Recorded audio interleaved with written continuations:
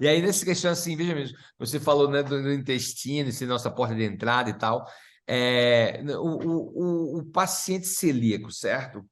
Ah, vai chegar um momento que eu vou, né, perceber que eu sou um celíaco, tá?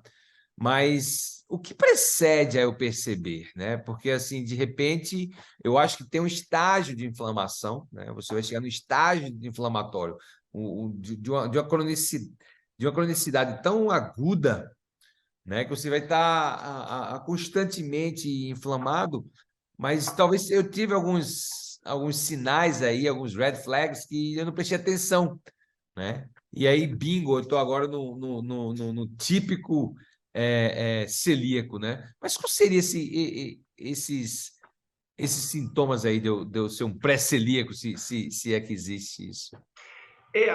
Na verdade, você vai ter que trabalhar com a ideia idêntica à do transtorno do espectro autista.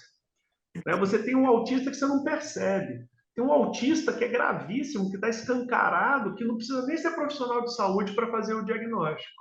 Então, na questão da doença celíaca, hoje, a gente tem esse mesmo espectro, onde você vai de uma intolerância ao glúten, que ela é leve, quase imperceptível, até um mais alto grau de intolerância, que aí sim vai se dar o diagnóstico de doença celíaca. Só que tem um problema nessa história. À medida que esse nível de intolerância ao glúten é muito alto, você vai gerando uma verdadeira destruição das estruturas de microvilosidade intestinal, voltando então para o intestino. O que vai acontecer? Você, com a atrofia dessas microvilosidades, o intestino ficando mais liso, você simplesmente não consegue absorver direito os nutrientes. E aí, uma chave é que a criança, né, ela não consegue ganhar massa muscular. Processamento proteico se dá no fígado. Não tem jeito. Se o fígado não produzir ali 1.000 proteínas diferentes por dia, o corpo começa a estar fragilizado.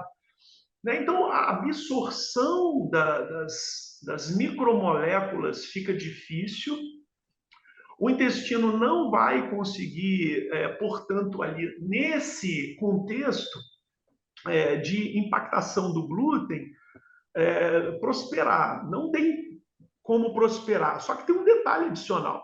Quando você está falando de pessoa celíaca, lembra que uma fração do glúten é gliadina. A molécula de gliadina ela é extremamente parecida com a célula tireoidiana. Nós fazemos uma célula de defesa, um anticorpo contra a gliadina. Só que isso fica na corrente sanguínea. Quando essa célula de defesa, esse anticorpo chega na tireoide, vai atacar a tireoide. Aí a gente volta para o começo da nossa conversa, tireoidite de Hashimoto.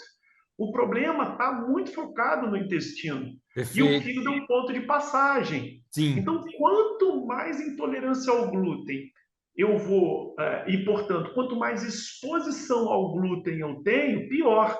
Agora, quem que arrebentou com a gente? Foi a indústria da panificação. Ela exigiu que a massa tivesse muita liga, que o pão ficasse fofinho.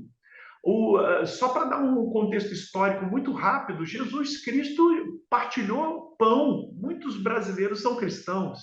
Aquele pão de Jesus Cristo não tinha glúten. Ele não passou por transgenias absurdas. Aquele trigo era um trigo sarraceno, mas o pão era duro. Se ele jogasse aquele pão na cabeça de um apóstolo, podia gerar um traumatismo craniano. De tão duro que era aquele Preste pão. atenção, pá!